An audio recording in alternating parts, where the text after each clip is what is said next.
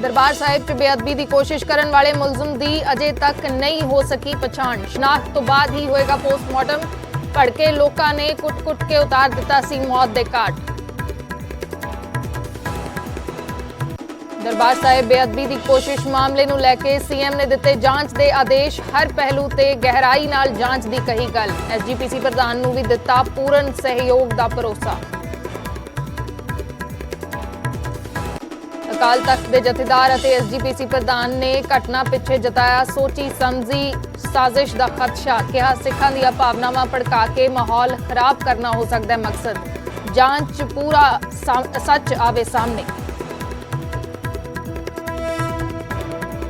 दरबार साहिब च बेअदबी की कोशिश की चौतरफा निखेधी। सारियां सियासी पार्टियां ने की निंदा। बादल ने केंद्रीय एजेंसी तो जांच कराने की की मंग तो बीजेपी आगू आरपी सिंह बोले चन्नी सरकार सीबीआई हवाले करे केस।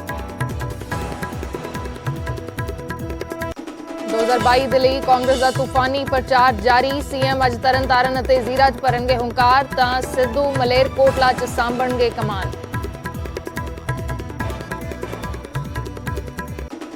चोण प्रचार च सुखबीर बादल ने झोकी ताकत। माझे और दुआबे तो बाद हुण मालवे ते फोकस। अज मानसा ते तलवंडी साबो च संभालणगे मोर्चा।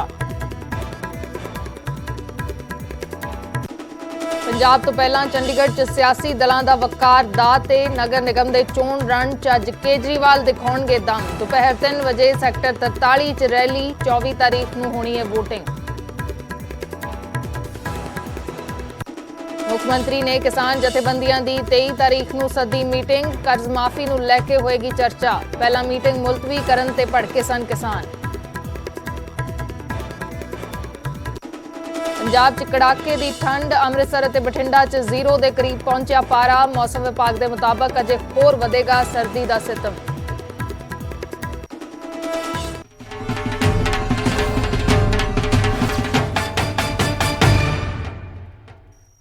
सत श्री अकाल, मैं अर्शदीप संधू न्यूज़ 18 पंजाब हरियाणा हिमाचल देख रहे दर्शकों का स्वागत है। शुरुआत करते हैं वड्डी खबर दे नाल। दरबार साहिब च बेअदबी की कोशिश हुई है। बेअदबी की कोशिश करने वाले मुलजिम की अजे तक पछाण नहीं हो सकी। शनाख्त तो बाद ही मुलजिम का पोस्टमार्टम किया जाएगा। भड़के लोगों ने कल कुट-कुट के इस मुलजिम नूं मौत के घाट उतार दिता सी। दरबार साहिब च बेअदबी की कोशिश हुई सी। जंगला टप के इस शख्स के वलों मुलजिम के वलों किरपान चुक ली गई सी। जिस वेले सेवादारां ने इसनूं काबू कर लिया। मुलजिम नूं फड़ के जदों लिजाया जा रहा सी तां संगत के वलों कुटमार की गई। भड़के लोगों के वलों कुटमार की गई तो उसनूं मौत के घाट उतार दिता गया। फिलहाल अजे तक इस मुलजिम की पछाण नहीं हुई। उम्र जरूर दसी गई है, वो भी अंदाजे नाल ही दसी गई है कि 24-25 साल इस शख्स की उम्र लगती है जिसनों मौत के घाट उतार दिता गया। इस पूरी घटना के बाद तस्वीरां भी असीं विखा रहे हैं। सीसीटीवी तस्वीरां जो सामने आई हैं, इस मुलजिम के वलों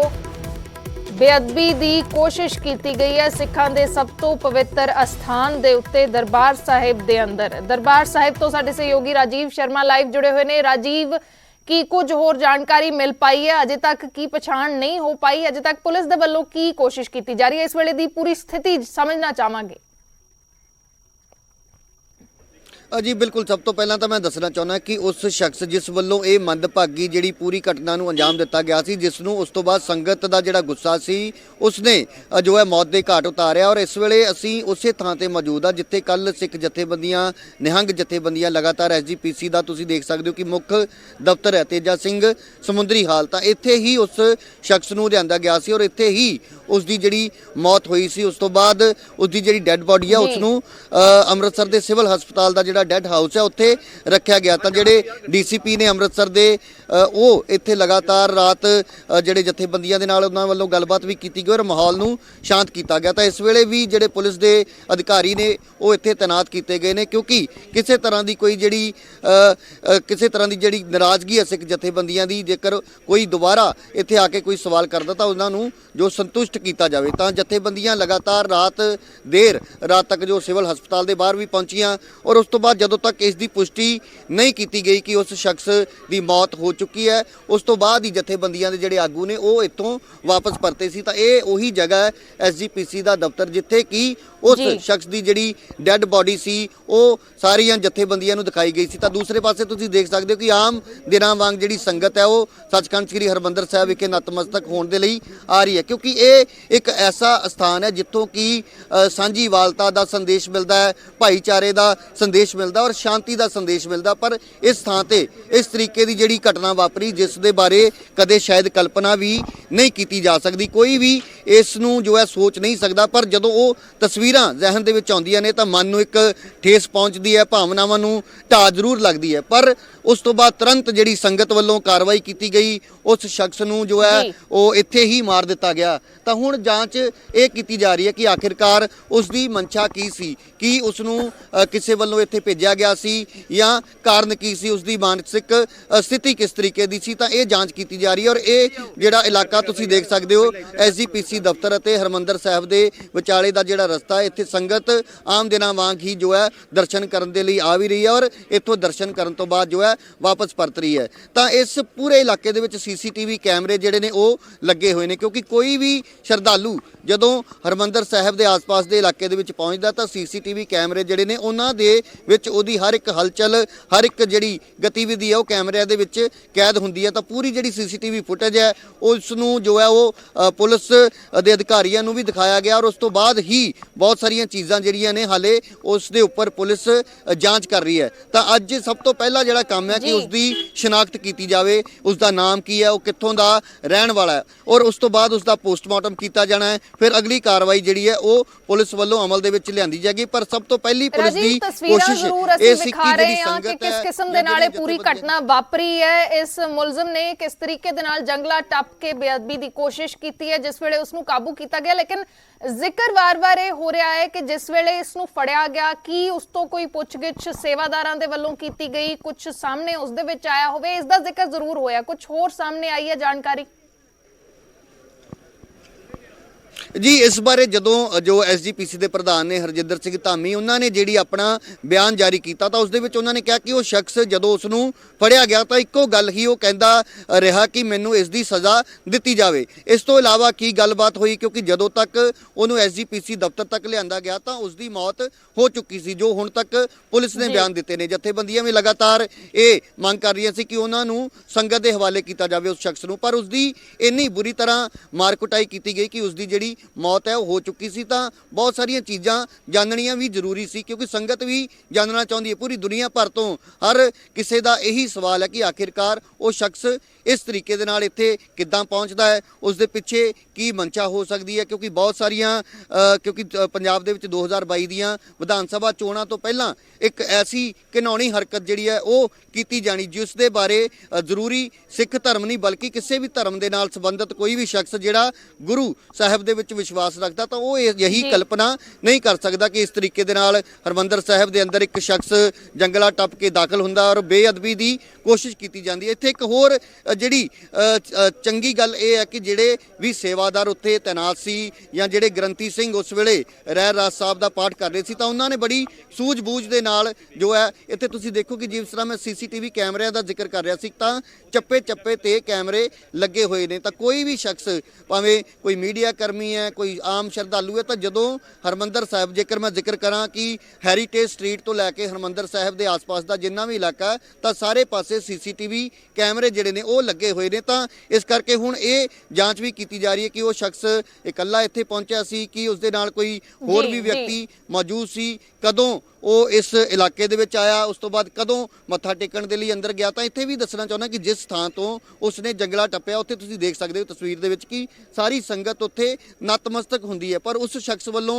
ਮੱਥਾ ਟੇਕਣ ਦੀ ਬਜਾਏ ਸਿੱਧਾ ਉਹ ਜੰਗਲਾ ਟੱਪ ਕੇ ਜੋ ਹੈ ਅੱਗੇ ਪਹੁੰਚਦਾ ਹੈ ਔਰ ਉਸ ਤੋਂ ਬਾਅਦ ਸ੍ਰੀ ਸਾਹਿਬ ਜੋ ਸ੍ਰੀ ਗੁਰੂ ਗ੍ਰੰਥ ਸਾਹਿਬ ਜੀ ਦੇ ਠੀਕ ਅੱਗੇ ਰੱਖੀ ਜਾਂਦੀ ਹੈ ਉਸ ਨੂੰ ਉਹ ਫੜਦਾ ਹੈ। ਤਾਂ ਇਹ ਬਹੁਤ ਇੱਕ ਵੱਡੀ ਘਿਨੌਣੀ ਹਰਕਤ ਹੈ ਜਿਸ ਦੀ ਪੂਰੀ ਦੁਨੀਆ ਭਰ ਦੇ ਵਿੱਚ ਨਿੰਦਾ ਹੋ ਰਹੀ ਹੈ। ਪਰ ਜਿਸ ਤਰੀਕੇ ਦੀ ਸਜ਼ਾ ਉਸ ਸ਼ਖਸ ਨੂੰ ਮਿਲੀ ਉਹ ਵੀ ਕਿਤੇ ਨਾ ਕਿਤੇ ਉਸ ਨੂੰ ਲੈ ਕੇ ਵੀ ਇਹ ਜ਼ਰੂਰ ਕਿਹਾ ਜਾ ਰਿਹਾ ਕਿ ਉਹ ਕਾਬਿਲੇ ਤਾਰੀਫ ਹੈ। ਪਰ ਬਿਲਕੁਲ ਕਿਤੇ ਨਾ ਕਿਤੇ ਸਵਾਲ ਰਹਿ ਜਾਂਦੇ ਨੇ ਰਾਜੀਵ, ਜਦ ਇਸ ਕਿਸਮ ਦੀ ਘਟਨਾ ਵਾਪਰਦੀ ਹੈ, ਸੰਗਤ ਦੇ ਵੱਲੋਂ ਕੁੱਟ-ਕੁੱਟ ਕੇ ਮੌਤ ਦੇ ਘਾਟ ਉਤਾਰ ਦਿੱਤਾ ਗਿਆ ਤਾਂ ਸਵਾਲ ਜ਼ਰੂਰ, ਕਿਉਂਕਿ ਅਜੇ ਤੱਕ ਪਛਾਣ ਨਹੀਂ ਹੋ ਪਾਈ, ਸਵਾਲ ਜ਼ਰੂਰ ਉਸੇ ਤਰੀਕੇ ਦੇ ਨਾਲ ਰਹਿ ਗਏ ਨੇ। ਪੁਲਿਸ ਦੇ ਲਈ ਸਗੋਂ ਹੋਰ ਔਖਾ ਹੋ ਗਿਆ ਹੈ ਕਿ ਇਸ ਦੇ ਪਿੱਛੇ ਕੌਣ ਸੀ, ਕੀ ਮਨਸ਼ਾ ਸੀ। ਜਾਂਚ ਕੀਤੀ ਜਾ ਰਹੀ ਹੈ ਕਿ ਕੀ ਉਹ ਇੱਕ ਸ਼ਖਸ ਇਕੱਲਾ ਆਇਆ ਸੀ, ਉਸ ਦੀ ਕੀ ਮਨਸ਼ਾ ਸੀ, ਉਸ ਨੂੰ ਕਿਸੇ ਨੇ ਭੇਜਿਆ ਸੀ ਜਾਂ ਕੀ ਸੀ, ਇਹ ਪੂਰਾ ਮਸਲਾ ਕੀ ਸੀ, ਘਟਨਾ ਕਿਉਂ ਵਾਪਰੀ, ਇਹ ਸਵਾਲ ਜਿਹੜੇ ਨੇ ਉਹ ਅਜੇ ਬਰਕਰਾਰ ਨੇ।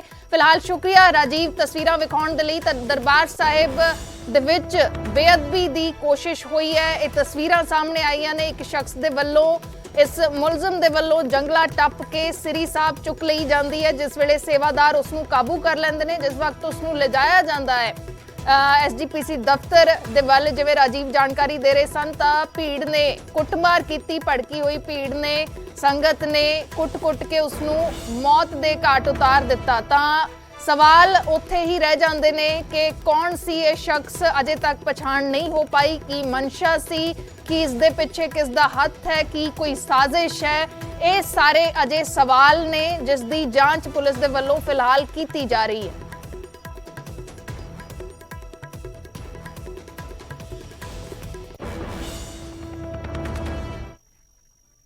ਇੱਕ ਹੋਰ ਵੱਡੀ ਖਬਰ ਦਾ ਰੁਖ ਕਰਦੇ ਹਾਂ। ਕਪੂਰਥਲਾ ਦੇ ਪਿੰਡ ਨਿਜ਼ਾਮਪੁਰ ਚ ਵੀ ਬੇਅਦਬੀ ਦੀ ਕੋਸ਼ਿਸ਼ ਹੋਈ ਹੈ।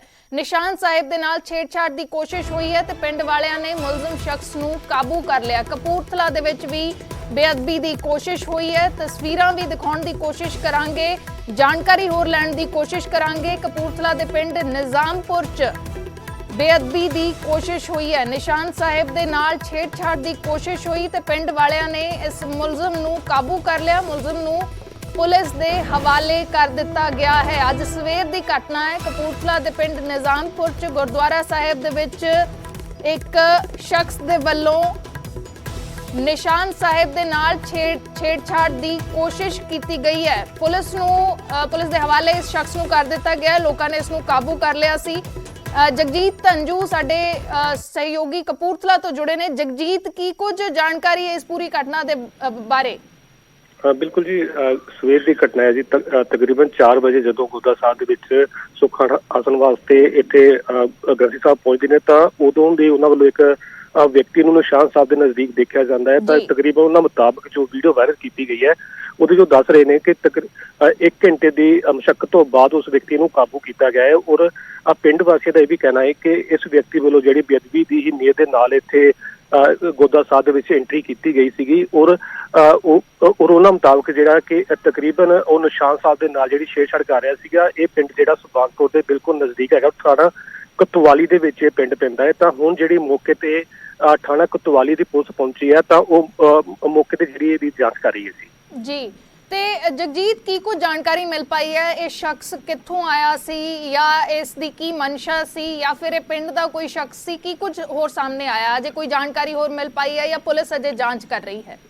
ਫਿਲਹਾਲ ਜਿਹੜੀ ਪੁਲਿਸ ਆ ਉਹ ਤਾਂ ਜਾਂਚ ਕਰ ਰਹੀ ਹੈ, ਲੇਕਿਨ ਜੋ ਪਿੰਡ ਵਾਸੀਆਂ ਵੱਲੋਂ ਜੋ ਵੀਡੀਓ ਮੌਕੇ ਤੇ ਬਣਾਈ ਗਈ ਹੈ ਜਦੋਂ ਇਸ ਵਿਅਕਤੀ ਦੀ ਕੁੱਟਮਾਰ ਵੀ ਕਰ ਰਹੇ ਨੇ ਤਾਂ ਉਹਨਾਂ ਵੱਲੋਂ ਇਹੀ ਕਿਹਾ ਗਿਆ ਹੈ ਕਿ ਇਹ ਵਿਅਕਤੀ ਜੋ ਦਿੱਲੀ ਦਾ ਆਪਣੇ ਨੂੰ ਦੱਸ ਰਿਹਾ ਹੈ ਔਰ ਉਹਦੇ ਮੁਤਾਬਕ ਉਹ ਪਿੰਡ ਵਾਸੀਆਂ ਨੂੰ ਕੀ ਹੈ ਬੇਅਦਬੀ ਦੇ ਮਕਸਦ ਦੇ ਨਾਲ ਹੀ ਆਇਆ ਸੀਗਾ। ਔਰ ਇੱਥੇ ਜਿਹੜੇ ਨਿਸ਼ਾਨ ਸਾਹਿਬ ਦੇ ਨਾਲ ਜਿਹੜੀ ਉਹ ਛੇੜਛਾੜ ਕਰ ਰਿਹਾ ਸੀ, ਲੇਕਿਨ ਜਦੋਂ ਪਿੰਡ ਵਾਸੀ ਨੇ ਉਸ ਨੂੰ ਫੜਨ ਦੀ ਕੋਸ਼ਿਸ਼ ਕੀਤੀ ਤਾਂ ਉਹ ਭੱਜਿਆ ਹੈ। ਤਾਂ 1 ਘੰਟੇ ਤੋਂ ਬਾਅਦ ਜਿਹੜਾ ਉਹਨਾਂ ਵੱਲੋਂ ਇਹ ਦੁਬਾਰਾ ਇਸ ਵਿਅਕਤੀ ਨੂੰ ਕਾਬੂ ਕੀਤਾ ਗਿਆ। ਔਰ ਅਜੇ ਜਿਹੜੀ ਜਾਣਕਾਰੀ ਫਿਲਹਾਲ ਇਹਦੇ ਵਿੱਚ ਇਹੀ ਆ ਰਹੀ ਹੈ ਕਿ ਜਿਹੜਾ ਉਹ ਵਿਅਕਤੀ ਆ ਪਿੰਡ ਵਾਸੀ ਮੁਤਾਬਕ ਉਹ ਬੇਅਦਬੀ ਨਾਲ ਆਇਆ ਸੀ। ਲੇਕਿਨ ਪੁਲਿਸ ਕੀ ਕਹਿ ਰਹੀ ਹੈ, ਪੁਲਿਸ ਦਾ ਜਿਹੜੇ ਜਾਣਕਾਰੀ, ਪੁਲਿਸ ਦਾ ਜੋ ਬਿਆਨ ਆ ਉਹ ਕੁਝ ਸਮੇਂ ਬਾਅਦ ਹੀ ਆਏਗਾ ਕਿਉਂਕਿ ਅਜੇ ਪੁਲਿਸ ਜਿਹੜੀ ਮੌਕੇ ਤੇ ਪਹੁੰਚ ਕੇ ਜਾਂਚ ਕਰ ਰਹੀ ਹੈ ਜੀ। ਸ਼ੁਕਰੀਆ ਜਗਜੀਤ ਪੂਰੀ ਜਾਣਕਾਰੀ ਦੇ ਲਈ। ਤਾਂ ਇੱਕ ਹੋਰ ਘਟਨਾ ਵਾਪਰੀ ਹੈ, ਬੇਅਦਬੀ ਦੀ ਕੋਸ਼ਿਸ਼ ਹੋਈ ਹੈ। ਨਿਸ਼ਾਨ ਸਾਹਿਬ ਦੇ ਨਾਲ ਛੇੜਛਾੜ ਦੀ ਕੋਸ਼ਿਸ਼ ਹੋਈ ਹੈ ਕਪੂਰਥਲਾ ਦੇ ਪਿੰਡ ਨਿਜ਼ਾਮਪੁਰ ਦੇ ਗੁਰਦੁਆਰਾ ਸਾਹਿਬ ਦੇ ਵਿੱਚ। ਘਟਨਾਵਾਂ ਵਾਪਰਨੀਆਂ ਮੰਦਭਾਗੀਆਂ ਨੇ। ਸਵਾਲ ਜ਼ਰੂਰ ਨੇ ਕਿ ਕੀ